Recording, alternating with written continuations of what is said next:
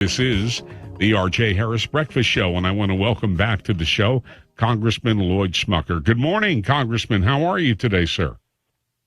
Good morning, R.J. Doing very well. Good to be with you. Thanks for having me. No, my pleasure.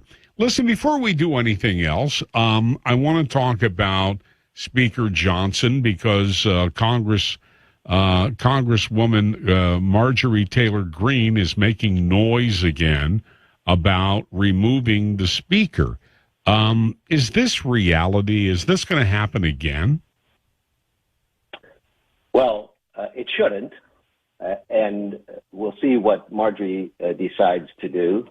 She and Tom Massey have been talking about attempting to remove the speaker again. But I want to tell you just a little bit maybe about Mike Johnson, the speaker, and I want to take you back to the 19th of April. This was the evening before the vote on Ukraine, which is leading to Marjorie Taylor's attempt to do this. And I was with the speaker that evening before this important vote. And we had been debating in Congress, and in fact, within the party, about what the United States role was here, what it should be. And this was on Ukraine, Israel, and the Indo-Pacific and Taiwan. And the speaker had been struggling with the decision for quite some time.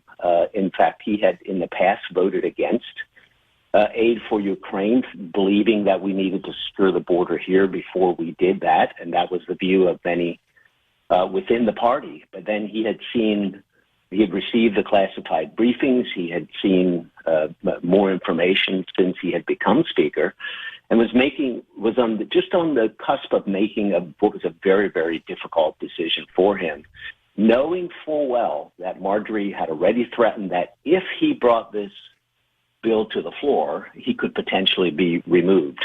He spent time in prayer that evening. He spent a lot of time trying to decide what was the right thing to do for the country.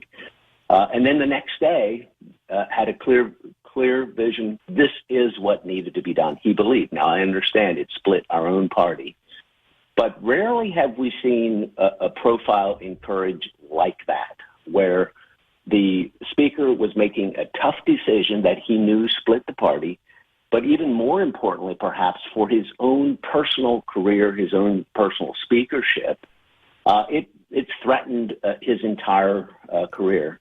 And he went ahead and did what he thought was right. Now, whether you believed that he was making the right decision or not, as I said, rarely have we seen that kind of moral clarity, that kind of political courage, where he was being directly, for that vote, his speakership was being threatened. So, I think anyone who understands what he went through, anyone who understands the months of decision leading up to that has got to respect that this is the kind of courage we rarely see, and this is the kind of leadership that the Republican Party really needs. And so I don't know what Marjorie's going to do, but she ought to have respect for the speaker for what he did in this case, whether she agreed or not. And she ought to understand that it is much more important for Republicans to stick together, even when we disagree on issues.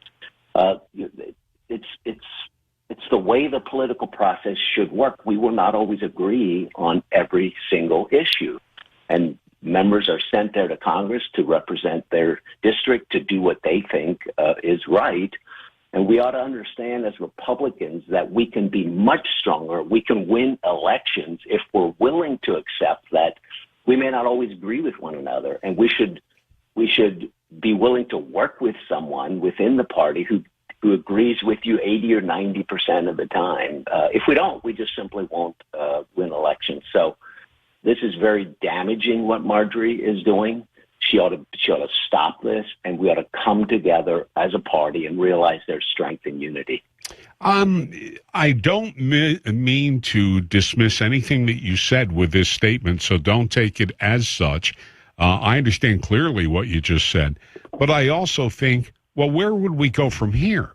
And again, I don't mean to diminish the speaker by saying that, but where would we go from here?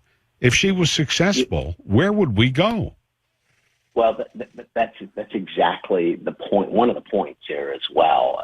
He is a strong conservative leader, and I don't know who else we would have in our conference who would provide that kind of strong conservative leadership, who would be able to get the support of enough, we need almost unanimous support to elect a new speaker. Right. And we saw what happened after Kevin McCarthy was removed, how long it took us to select Mike Johnson. I don't know how that would go. It could take a long time to get enough support, to get that unanimous support that's required with our slim majority to pick a new speaker. So I think it would be very, very damaging. I hope Marjorie really comes to understand that it's not the right move going forward. I don't think the American people, I don't think Republicans support it. It's this rule that we have where any one member of Congress, it's a bad rule, by the way. We ought to get rid of that rule. But it is what it is at this point. And so if she decides to move forward, there will be a vote on the floor. It's required. And so she has said she would do that this week. But I really do hope that she reconsiders. She understands that Mike Johnson is probably the most conservative speaker that we've had in a long time and the most conservative speaker that we can elect. And so I hope she changes course here.